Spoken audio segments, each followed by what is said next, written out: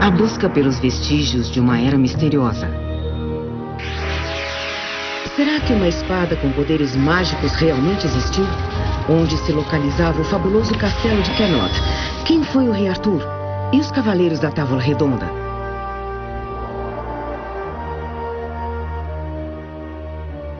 Onde estava localizado o lendário Castelo do Graal? O castelo que guardou a relíquia mais sagrada do cristianismo.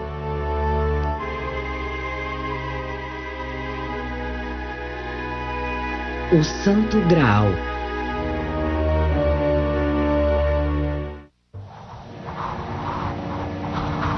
Nossa viagem começa nas montanhas do sudoeste da Alemanha, onde arqueólogos descobriram o túmulo de um príncipe celta. O homem foi enterrado há mais de 2.500 anos. Junto ao seu corpo, encontraram uma oferenda mortuária, um valioso vaso de bronze.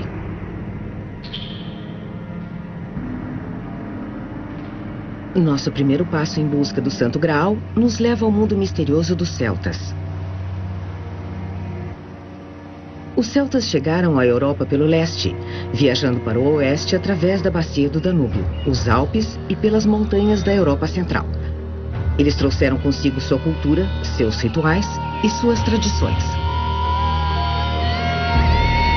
Eles introduziram o cavalo na Europa, que já havia sido domesticado na Ásia, e trouxeram também o ferro, que provou ser mais durável que o bronze.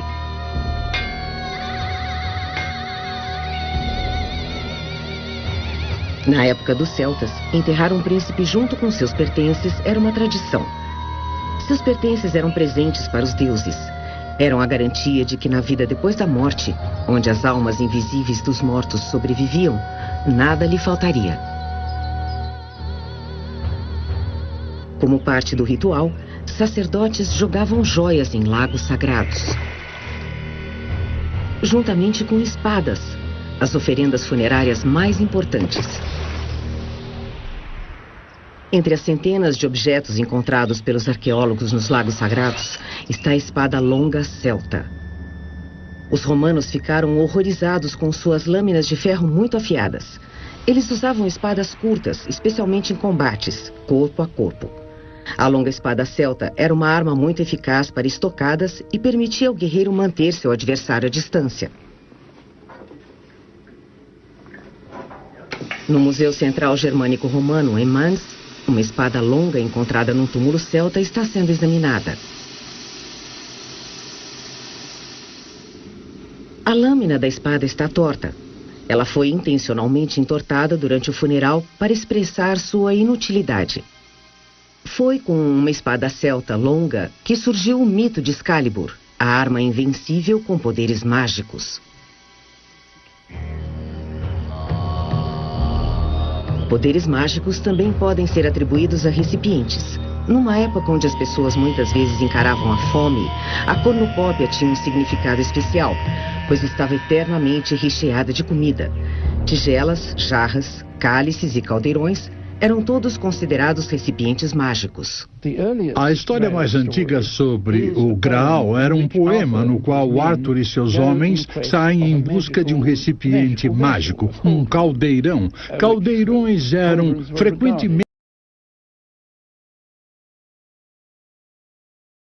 O que aconteceu foi que essa história da busca foi transportada para a Idade Média e o recipiente tornou-se um objeto cristão, mas sem dúvida com um passado pagão. De acordo com a tradição celta, o lendário rei Arthur parte para uma viagem misteriosa para encontrar o caldeirão mágico.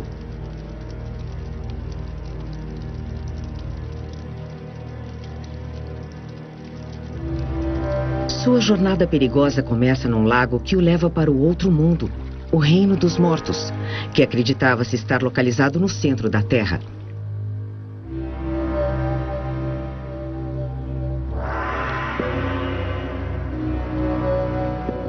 A entrada de Arthur foi negada por um deus, mas através de sua astúcia e coragem, ele conseguiu passar por fantasmas e demônios. E ele não só derrotou as forças do outro mundo, mas também conseguiu resgatar o recipiente mágico deles. Segundo a lenda, com o recipiente mágico em seu poder, ele se tornou o Senhor da vida e da morte. Numa das histórias sobre o Graal, há uma menção sobre o caldeirão mágico. Esta taça de vida eterna, esta inesgotável cornucópia, assim como existe a espada de luz do deus celta, que era então dada aos heróis. A narrativa e seu protagonista e certos objetos típicos vêm do reino dos celtas. Os celtas acreditavam que a natureza era divina e que plantas, animais e até pedras se comunicavam com os seres humanos. Tudo era provido de alma. Acreditava-se que as fadas, duendes e feiticeiros encontrados em contos de fadas modernos habitavam o mundo natural. Eles intervinham na sorte dos homens e sacerdotes estavam sempre em contato com o além.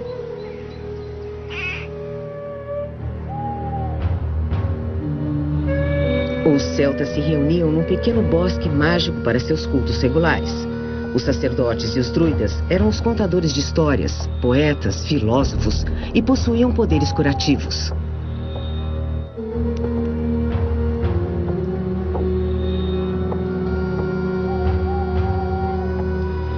Feiticeiros abençoavam os justos e amaldiçoavam os maus.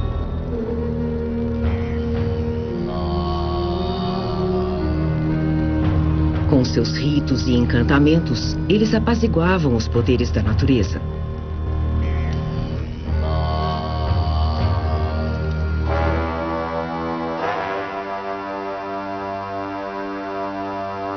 A ideia de que os guerreiros podiam ressurgir depois de mortos estava profundamente enraizada no sistema de crença celta.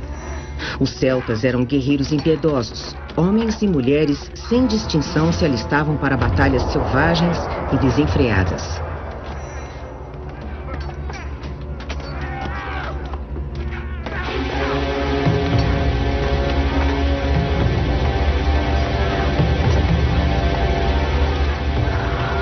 Para eles, era comum decapitarem seus inimigos, pois um guerreiro decapitado não poderia ressuscitar. Este ritual bárbaro pode ajudar a trazer alguma luz à história do Santo Graal.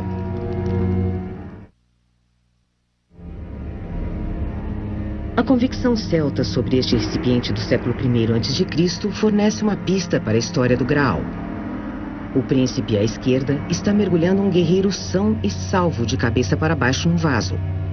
Abaixo temos guerreiros que foram trazidos de volta à vida do reino dos mortos pelo mesmo processo.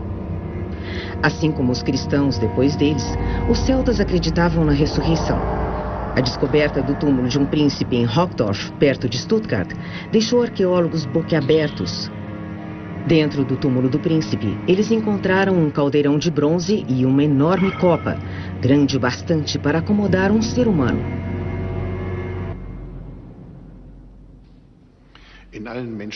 Em todas as culturas humanas, o ato de beber tem um valor especial.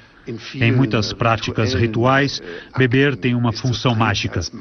Sabemos que isto era especialmente constante para os celtas, que possuíam recipientes mágicos. Recipientes esses que podiam conceder a salvação ou poderes mágicos. A tradição se manteve viva na ideia do Santo Graal, o recipiente que alimenta e traz salvação. Depois da queda dos celtas, a noção de recipientes mágicos sobreviveu, e assim nasceram as primeiras histórias sobre o Santo Graal. Na comunhão, os cristãos celebram a última ceia, quando Jesus encheu um cálice com vinho simbolizando seu sangue. O cálice e o vinho tornaram-se símbolos de vida eterna.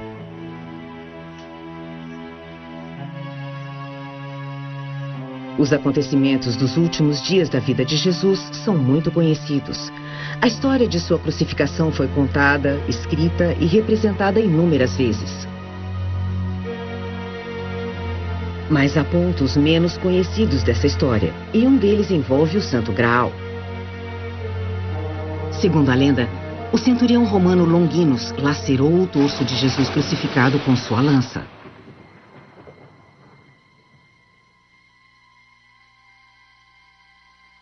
José de Arimateia, um comerciante distinto e parente de Jesus, recolheu o sangue do Cristo no cálice usado na Santa Ceia. Muitas pessoas acreditam que este cálice seja o Santo Graal. Tout cela a été récupéré par l'Église. Tudo isso é contado pela Igreja. E acredita-se que este cálice, o recipiente que chamamos de Graal, seja aquele que foi usado para recolher o sangue de Jesus Cristo por José de Arimateia, quando o corpo dele foi retirado da cruz. Jesus foi levado para o túmulo da família de José de Arimateia.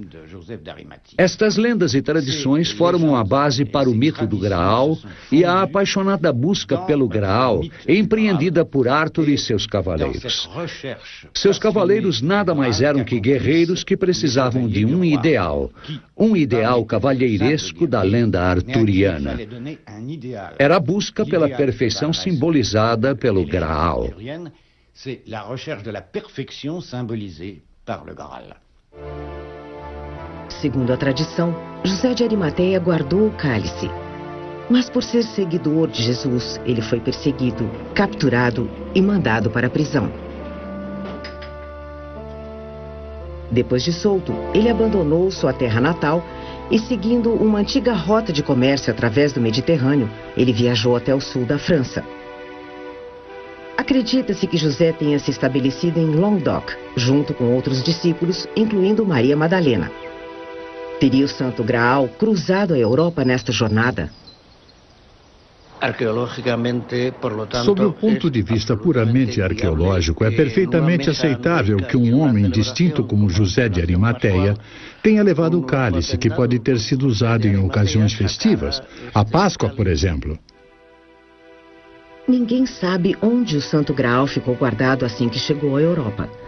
Há muitos relatos conflitantes. Uma das narrativas mais antigas diz que José, possivelmente acompanhado do próprio Jesus Cristo, visitou a Grã-Bretanha e levou o cálice consigo. José viajou até o sul da Inglaterra, a um lugar que hoje se chama Glastonbury, e foi ali que ele passou o resto de seus dias, fundando a primeira igreja cristã em solo britânico. O local onde estão as ruínas de um antigo mosteiro beneditino é certamente um dos mais sagrados do país, talvez por ter abrigado durante uma época o próprio Santo Graal. Existem diferentes versões da história do Graal. Na Inglaterra, acredita-se que ele foi trazido para cá. Bem, a cidade de Glastonbury não existia ainda, mas ele foi trazido para cá logo depois da crucificação. E depois foi perdido e os cavaleiros de Arthur saíram em busca dele. A partir deste ponto, o Santo Graal tornou-se intimamente ligado à lenda do rei Arthur e seus cavaleiros.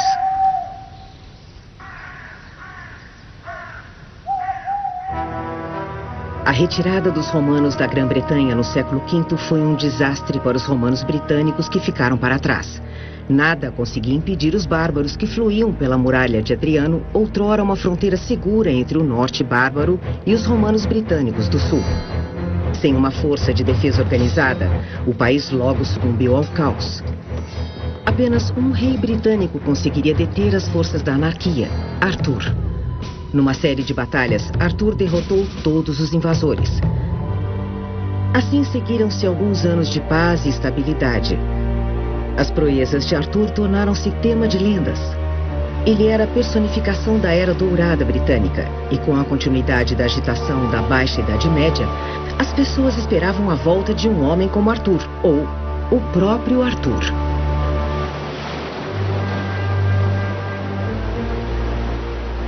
Num estreito braço de terra ao norte da Cornualha, está localizado o castelo de Tintagel. As muralhas das ruínas datam de uma época mais recente, mas as fundações são do tempo do rei Arthur. Não temos certeza absoluta sobre a data, mas acredita-se que o rei celta tenha nascido aqui no ano 470 d.C.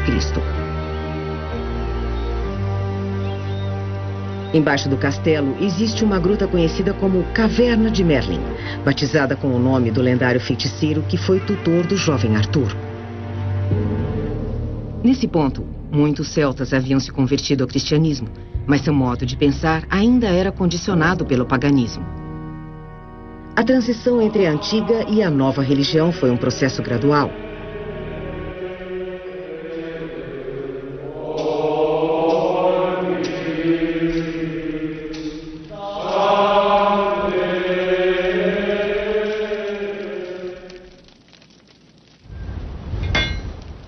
No mito do Santo Graal, elementos pagãos e celtas se misturam aos cristãos. A história de Excalibur, a espada mágica, é celta. Segundo a lenda, Excalibur podia derrotar qualquer inimigo. Aquele que conseguisse retirar Excalibur para fora de uma pedra se tornaria o governante da Grã-Bretanha. A lenda provou ser verdadeira no caso de Arthur, e a espada concedeu-lhe muitas vitórias.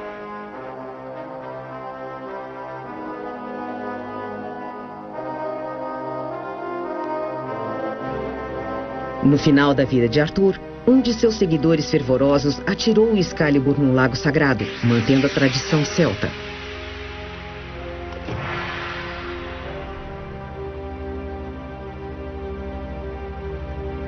Camelot, o lendário castelo do rei Arthur, foi o local onde a busca pelo Santo Graal começou. Historiadores ainda discutem se Camelot realmente existiu. Temos de ser cuidadosos em relação a Camelot. As pessoas acham que podia ter sido a capital da Inglaterra nos tempos arturianos, mas não foi. Em todas as histórias sobre Arthur, Camelot é seu quartel-general. Não é mencionado antes ou depois de Arthur. E é claro que Camelot, como é visto nos filmes, nunca poderia ter existido. E não poderia ter sido o grandioso, magnífico castelo medieval da Baixa Idade Média no V século ou outra época.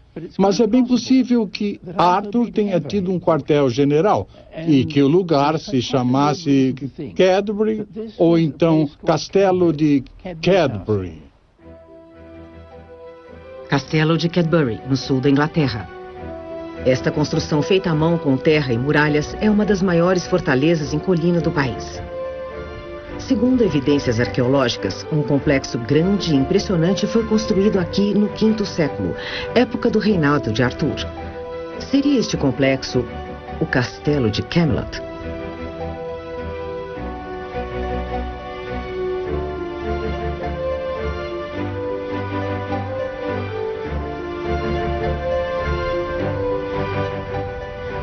Dinas Bran, no sudoeste montanhoso de Gales, são as ruínas de um complexo mais recente que surge na paisagem.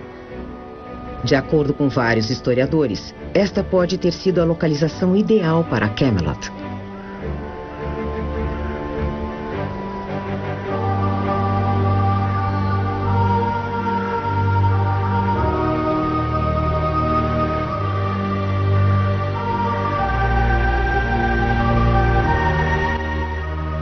Ou será que este castelo na Inglaterra Central combina mais com a nossa imagem de Camelot?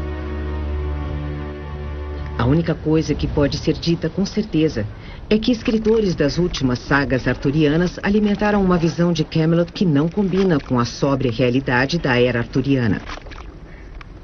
Os castelos da época eram construídos com vigas rudimentares circundadas por estacas. As condições de vida eram pobres e as ferramentas primitivas. Se Camelot realmente existiu, seria um amontoado de estruturas toscas de madeira.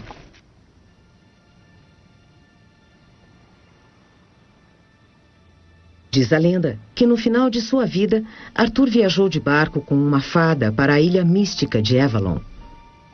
Como a espada mágica Excalibur e o misterioso castelo de Camelot, ninguém sabe se Avalon era fato ou ficção.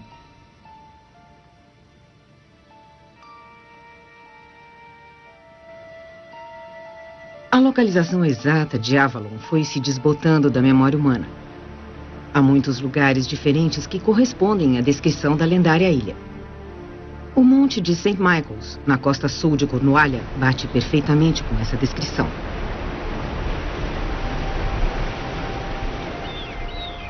E também esta ilha, localizada na costa da Bretanha.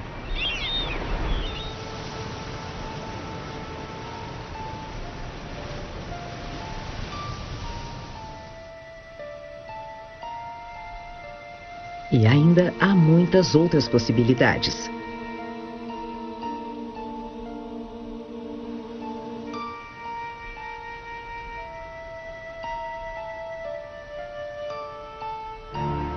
Historiadores acreditam que o segredo sobre a localização de Avalon encontra-se em seu próprio nome.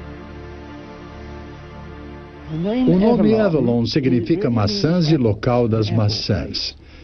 Este é um país onde se cultiva maçãs, mas a Avalon da mitologia parece ter sido uma espécie de outro mundo, uma terra mágica, ou como quiser chamar, com maçãs encantadas e onde as pessoas eram imortais. Segundo a lenda, é para onde Arthur se dirigiu depois de sua última batalha, e alguns dizem que ainda está vivo lá, se tornou imortal. Outros dizem que, já que foi enterrado em Glastonbury, o grupo de montanhas ao seu redor forma Avalon. No século XIII, os monges de Glastonbury descobriram uma tabuleta sobre este túmulo que dizia: "Aqui jaz Arthur". Hoje sabe-se que isso foi uma falsificação, uma artimanha para atrair público pagante ao cemitério perto de Glastonbury. Outros acreditam que Arthur e seus cavaleiros descansam em Eldon Hills, prontos para se erguerem novamente se a Inglaterra precisar.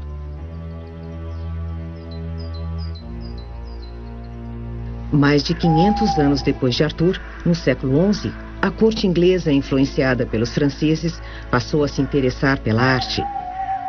Os escritores da corte começaram a escrever sobre um rei famoso chamado Arthur e sua busca pelo Santo Graal.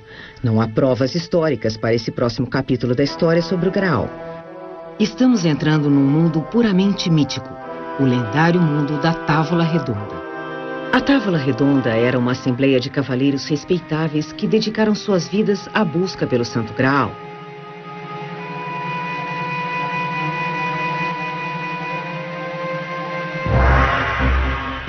Para se tornar um membro deste grupo de elite, os cavaleiros deviam se adaptar ao novo ideal de virtude e fidalguia.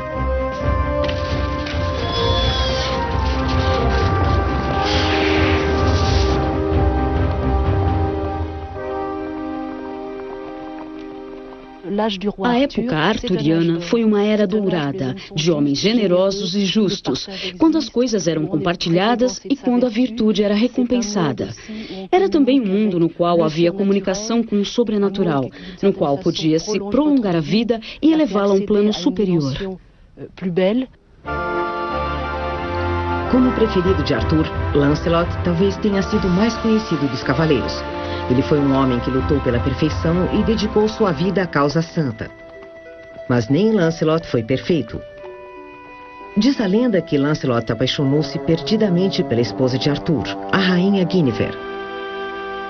Foi um romance desditoso e adúltero desde o início, e isso frustrou a busca deste cavaleiro pelo Graal.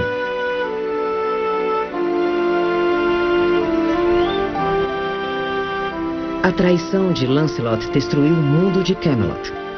Paixão e amor ilícito nublaram o senso de missão da comunidade cavalheiresca que buscava virtude e pureza.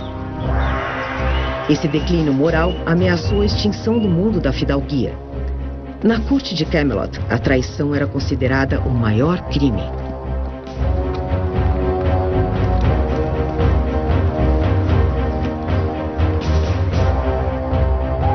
Para Lancelot e Guinevere, as consequências de seus atos foram horrendas. Arthur condenou sua esposa à morte. Lancelot tornou-se um proscrito e foi expulso da comunidade dos cavaleiros. Lancelot arrependeu-se e, no final de sua vida, entrou para um mosteiro no norte da Inglaterra, conhecido como Priorado de Lancelot. Arthur continuou a seguir o seu destino, abraçando o modelo de Jesus Cristo e seus apóstolos. Os cavaleiros da Távola Redonda formaram uma comunidade mística. Como o primeiro dos cavaleiros, Arthur comandou seus seguidores fiéis na busca pelo Santo Graal. Tout le monde est à la droite du roi. Todos se sentam à direita do rei e todos têm liberdade dentro da comunidade. Foi uma tentativa de se criar uma sociedade sem classe. É perfeitamente idealista e utópica. É como se os escritores de romances arturianos quisessem mostrar que era possível para a fraternidade ou sociedade humana funcionar com indivíduos que são livres para agir enquanto continuam em comunidade. Les actes de chacun, mais dans une collectivité. Mas o que motivou Arthur a compor os Cavaleiros da Távola Redonda?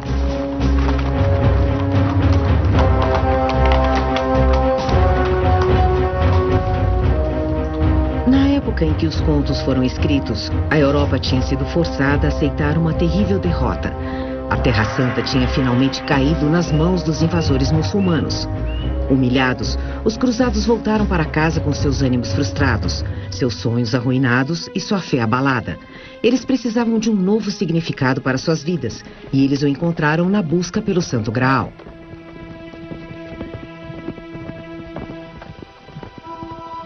O rei Arthur e seus cavaleiros da Távola Redonda nunca encontraram o Santo Graal. Se ele realmente chegou à Europa, onde estava agora? Segundo um relato em Roma, o Santo Graal passou 300 anos na Itália. O monge São Lourenço foi o defensor do Graal. Ele o protegeu contra roubos e destruições durante tempos de turbulência. No final do século III, acredita-se que São Lourenço tenha levado o Graal da Itália até sua cidade natal, localizada nos Pirineus Orientais, na Espanha.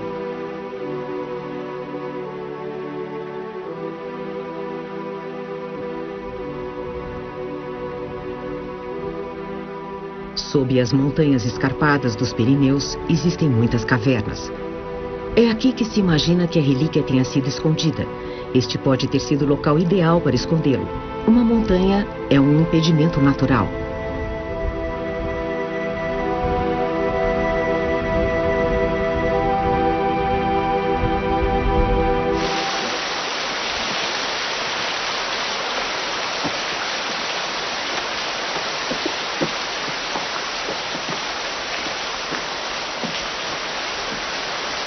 A partir deste ponto, a sequência de acontecimentos na história tumultuada do Santo Graal pode ser seguida com mais precisão.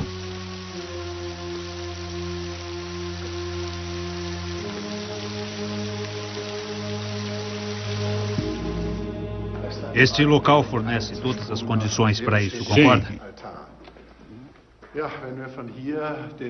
Se voltarmos partindo daqui até o início da jornada do Graal, analisando mais uma vez o seu trajeto, do Oriente Médio para Roma, de Roma para Huesca, nos Pirineus, e de lá, sempre fugindo aos ataques, até aqui, esse lugar isolado, então é provável que tenha encontrado refúgio nesta área.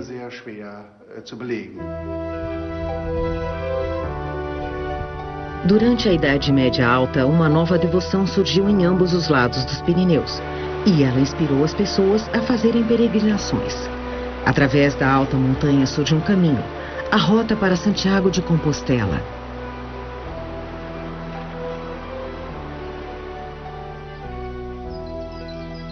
A antiga rota de peregrinação ainda é usada atualmente. Ela atrai crentes de todos os lados da Europa. Muitas igrejas surgem ao longo do caminho e todas tentam os viajantes com relíquias do passado. Estaria o Graal entre as relíquias sagradas que são veneradas por aqui?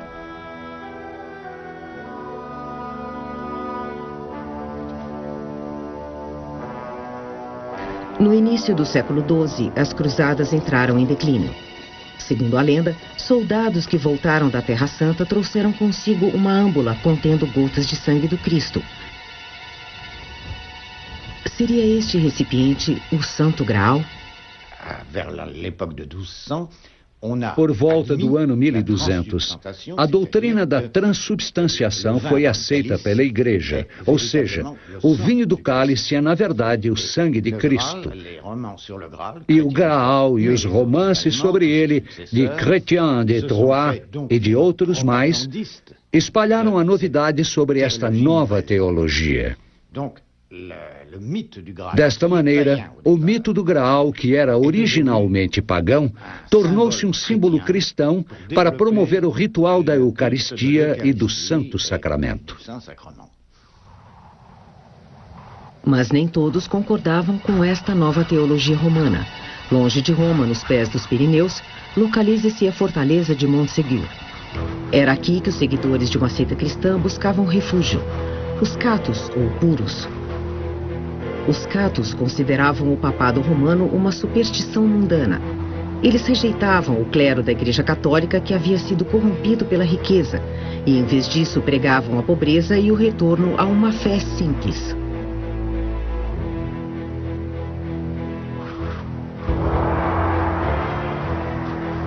Segundo a lenda, os catos guardavam um tesouro secreto, possivelmente o Santo Graal, e o escondiam na fortaleza de Montségur.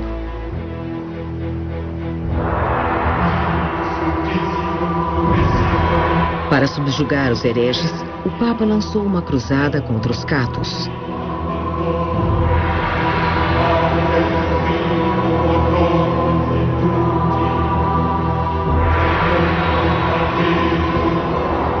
Na primavera de 1244, mais de 200 catos foram queimados em fogueiras, mas não antes de o Santo Graal ter sido levado para um lugar mais seguro.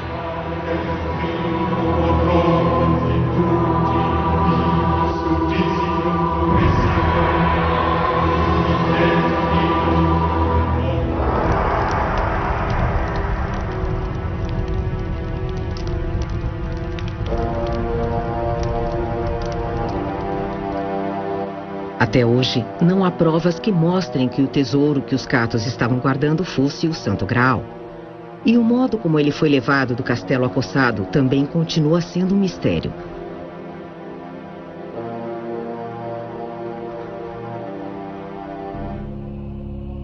Esta pequena igreja está no caminho para Santiago de Compostela, na Espanha. Acredita-se que por séculos este nicho tenha guardado o Santo Graal. No século XII, muitos romances sobre Graal foram escritos. Em 1210, o cavaleiro templário Wolfram von Ehrenbach escreveu um poema descrevendo as aventuras de Parsifal. Wolfram considerava o Graal como um objeto, uma pedra com poderes mágicos. Assim como o mito da cornucópia, esta pedra oferecia alimento e juventude eterna. Acredita-se que seu conhecimento tenha vindo através de um homem chamado Quixote, forma reduzida de Guillaume. Estamos tentando descobrir a verdadeira identidade da pessoa por trás deste nome. A trilha nos leva a Toledo, na Espanha.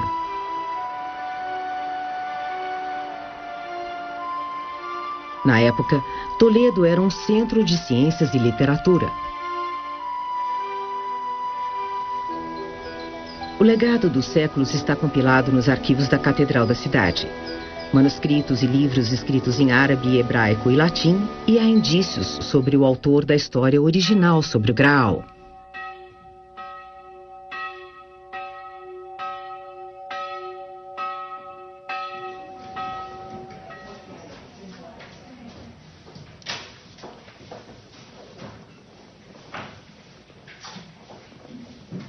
Num documento do século XII, encontramos um escriba do sul da França.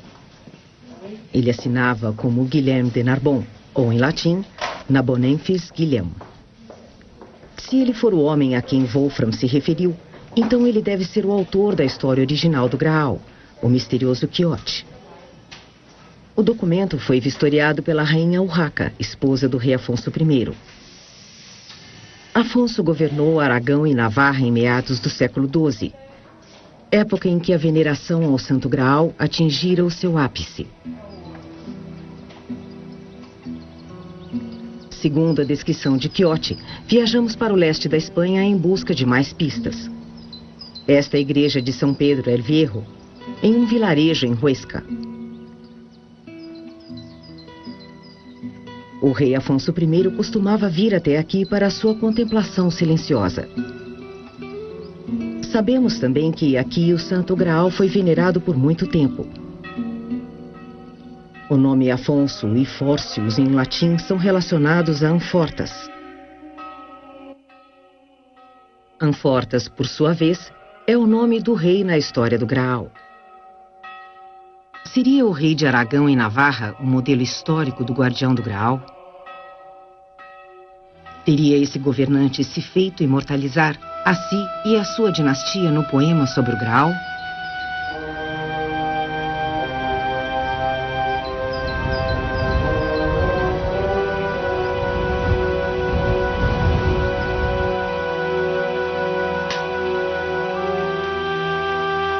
Há ainda mais uma similaridade. O rei Afonso I retirou-se para seu castelo no final de sua vida para cuidar de um ferimento fatal. E o rei Amfortas, do poema, também esperou ser libertado de seu sofrimento interminável. Só uma pessoa poderia lhes trazer a libertação: o futuro guardião do Graal, Parsifal. No romance sobre o Graal, Parsifal viajou por muitos anos antes de encontrar o castelo de Amfortas.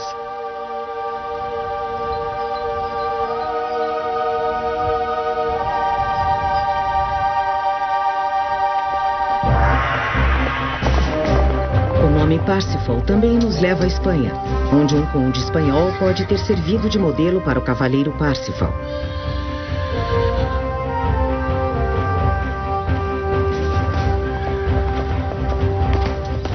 O conde era primo do rei, e seu apelido era Pech de Val, ou Parsifal. Ele não foi só uma figura lendária. Seu nome está nesta árvore genealógica. Mas e quanto aos lugares mencionados na história do Graal?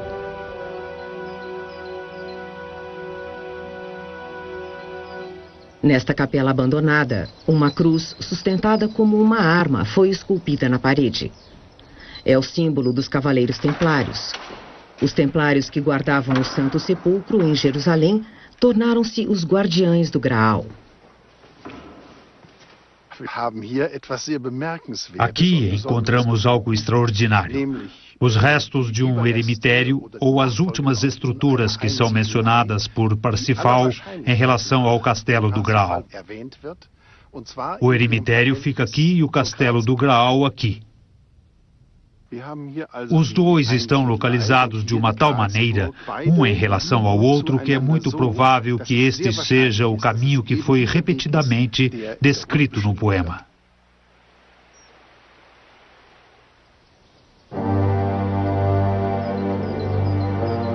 Acredita-se que o castelo do Graal estivesse localizado por aqui, encoberto pela vegetação, invisível a olho nu.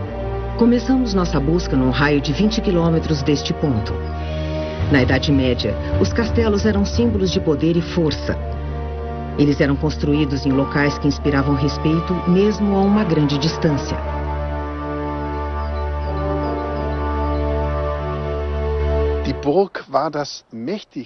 O castelo era a edificação mais poderosa vista a olho nu a partir de uma grande distância. Quando ouvimos falar de um castelo invisível, impossível de achar a não ser que se esteja em estado de graça, isso é um contrassenso tal que nos deixa atordoados ou desconcertados. Isso deve ser levado em consideração para que possamos entender o impacto desta história sobre as pessoas na Idade Média. A ideia de um castelo invisível estava completamente fora de questão, mas a coisa toda teria sido uma história tênue se o épico, este mito, não contivesse uma parcela mínima de verdade. E há. Você toma um caminho que aparentemente não leva a lugar algum, e de repente vê este castelo na sua frente. Dann plötzlich stehen wir vor dieser Burg. Um remoto vale nos Pirineus espanhóis é o lugar perfeito para um castelo escondido.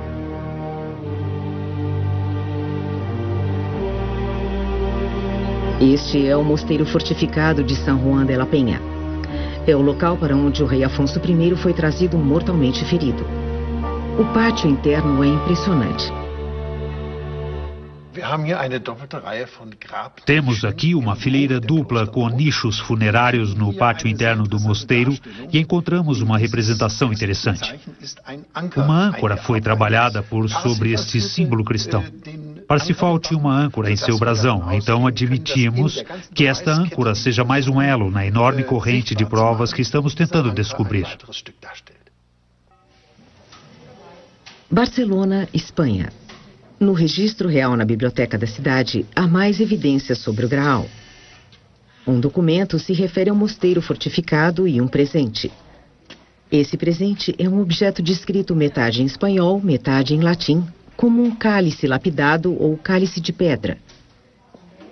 O mesmo cálice de pedra que acredita-se já ter sido guardado na capela de San Juan de la Peña.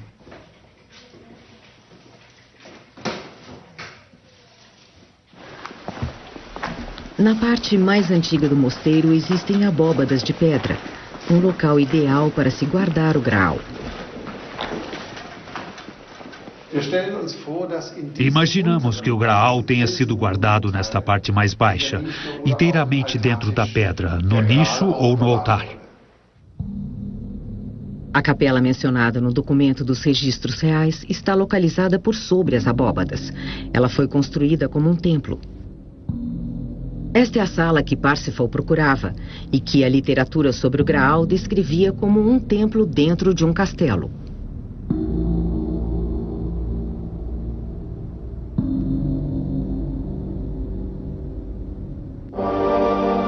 De acordo com a história, quando Parsifal finalmente encontrou o castelo do Graal depois de suas muitas aventuras, ele testemunhou a procissão do Graal que era liderada pela Virgem do Graal.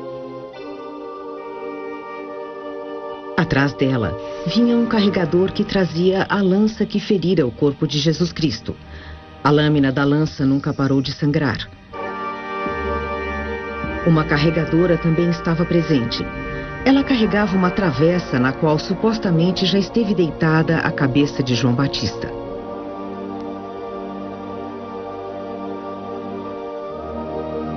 Nesta ocasião, Parsifal não resgatou o rei Afonso de seu sofrimento. Apenas durante a sua terceira visita ao castelo é que Parsifal trouxe-lhe sua libertação. Esta é a pequena porta que Wolfram von Eschenbach menciona, e através dela a Virgem do Graal, Raposo de Chauia, carregava o Graal em solene procissão para colocá-lo ante o rei Amfortas. O rei do Graal, Amfortas, morava aqui e os templários protegiam o Graal. Assim devemos supor que o castelo do Graal, San Juan de la Peña, seja o ponto inicial histórico da história do Graal, assim como ainda existe em nossa tradição literária.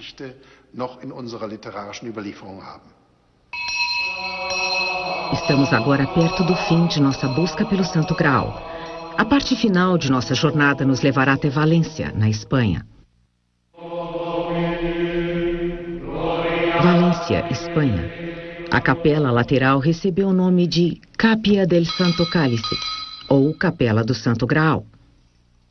Apesar da Igreja Católica nunca ter oficialmente reconhecido o Santo Graal como relíquia santa, ele tem sido venerado aqui há cerca de 600 anos.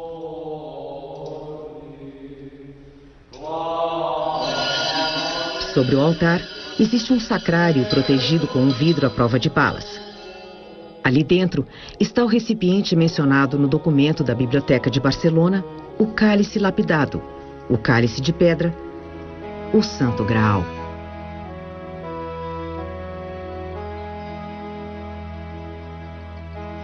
O arqueólogo Antônio Beltrán estuda o cálice e consegue trilhar o seu caminho. Sem dúvida, o Graal que conhecemos hoje foi montado em San Juan de la Peña, provavelmente por ourives de Bizâncio. A parte superior do cálice tem sua origem mais a leste. Talvez tenha sido feito na Alexandria ou Antioquia. As descobertas arqueológicas são completamente conclusivas. Este é um trabalho de um período entre a segunda metade do século I a.C. e a primeira metade do século I depois de Cristo.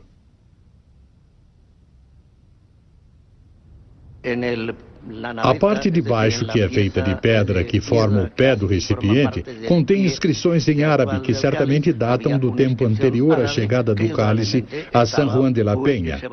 Esta pedra foi usada como base. Segundo o poema sobre o Graal, de vez em quando uma inscrição estranha aparecia no Graal. Al lapstit exilis. O significado destas letras pouco legíveis ainda não foi decifrado.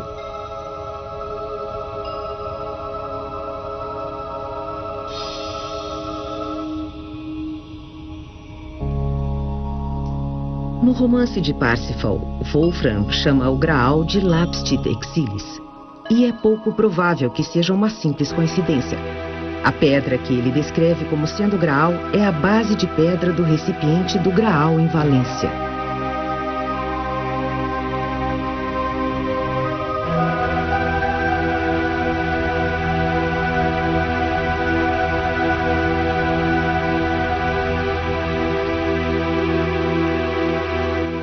Chegamos ao final de nossa jornada, nossa busca pelo Santo Graal. Ela nos levou do leste ao oeste, da era celta à era cristã. Mas não existe uma conclusão verdadeira para a nossa história. O Graal continuará para sempre um enigma, como as linhas entre a realidade e a imaginação, a fantasia e a história continuam enevoadas. O Santo Graal continuará sempre a representar coisas diferentes para pessoas diferentes. O que é certo é que mais de 8 séculos depois que suas primeiras histórias foram escritas, o Graal e o Rei Arthur continuam a estimular nossa imaginação. A busca pelo Santo Graal continua.